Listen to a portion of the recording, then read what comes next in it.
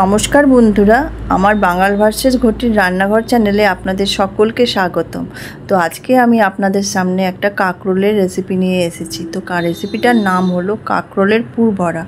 তো রান্নাটা আমি কিভাবে করছি স্টেপ বাই স্টেপ দেখতে থাকুন। তো চলুন শুরু করা যাক আজকের রান্না। তো প্রথমেই আমি 4টে ছোটো সাইজের কাঁকরোল নিয়েছিলাম। তো কাঁকরোলটার দু সাইডটা কেটে নিয়ে গাটা একটু ঘষে নিয়েছিলাম।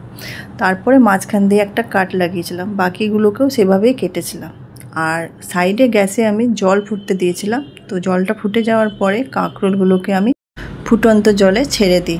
আর ছেড়ে দেওয়ার পরে আমি কাঁকরোলগুলোকে 3 থেকে 4 মিনিট ফুটতে দিই আর 80% মতো বয়েল করে নিই। বয়েল করে নেওয়ার পরে আমি সেইগুলোকে ঠান্ডা জলের মধ্যে কিছুক্ষণ ঠান্ডা হওয়ার জন্য রেখে দিই। তো কিছুক্ষণ পর যখন ঠান্ডা হয়ে যায় তখন কাঁকরোলগুলোর মাঝখান থেকে যে বীজের অংশটা, সেই অংশটা আমি কেটে একটা বাটির মধ্যে রেখে দিই এবং বাকি কাঁকরোলগুলোকেও সেমভাবেই আমি ভেতরের বীজের অংশটা বের করে বাটিতে রাখি।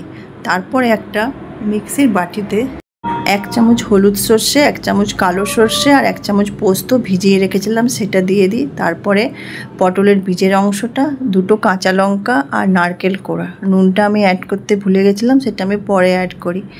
নুন অ্যাড করে একটা স্মুথ পেস্ট বানিয়ে নিতে হবে।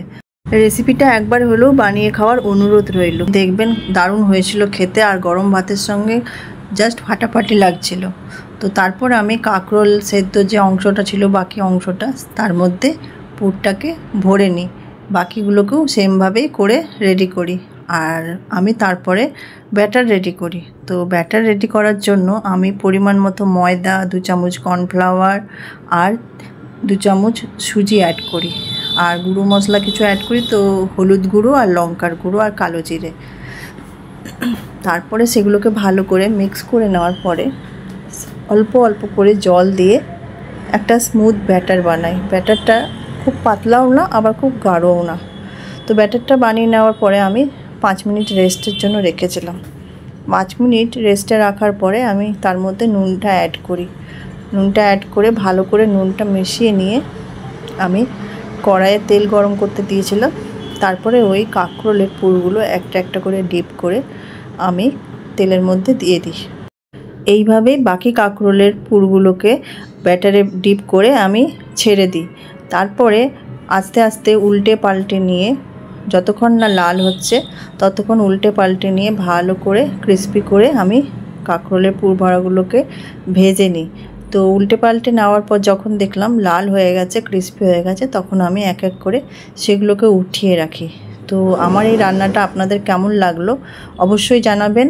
ভিডিওটা ভালো লাগলে একটা লাইক কমেন্ট করে শেয়ার করার অনুরোধ রইল। আর আমার ভিডিওটা আপনারা যদি ফেসবুক থেকে দেখে থাকেন তাহলে পেজটা ফলো করে পাশে থাকবেন। আর যদি ইউটিউব চ্যানেল থেকে দেখেন তাহলে আমার চ্যানেলটা সাবস্ক্রাইব করে বেল নোটিফিকেশান অন করে দেবেন এরকম আরও রেসিপি পাওয়ার জন্য। তো আজকের মতো এখানেই আসছি, তাহলে ভালো থাকবেন, সুস্থ থাকবেন, দেখা হচ্ছে পরের রেসিপিতে।